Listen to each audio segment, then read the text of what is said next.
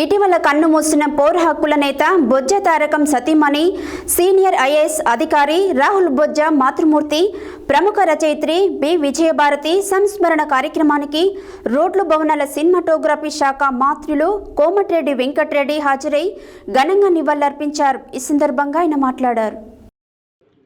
ఇటీవల కన్ను మూసిన పౌర హక్కుల నేత బొజ్జ తారకం సతీమణి సీనియర్ ఐఏఎస్ అధికారి రాహుల్ బొజ్జ మాతృమూర్తి ప్రముఖ రచయిత్రి బి విజయభారతి సంస్మరణ కార్యక్రమానికి రోడ్లు భవనాలు సినిమాటోగ్రఫీ శాఖ మంత్రులు కోమటిరెడ్డి వెంకటరెడ్డి హాజరై ఘనంగా నివాళులర్పించారు. ఈ సందర్భంగా ఆయన మాట్లాడుతూ ఉస్మానియా విశ్వవిద్యాలయంలో తెలుగులో డాక్టరేట్ పొందిన మొట్టమొదటి దళిత మహిళ విజయభారతిని ఆయన ఈ సందర్భంగా గుర్తు చేసుకున్నారు. వారి తండ్రి బోయి భీమన్న అద్భుతమైన రచనలు చేశారని, వారి వారసత్వాన్ని పుణికిపుచ్చుకొని విజయభారతి కూడా ప్రాచీన సాహిత్యం, ఆధునిక సాహిత్యంలో విశేష కృషి చేశారని ఆయన గుర్తు చేశారు.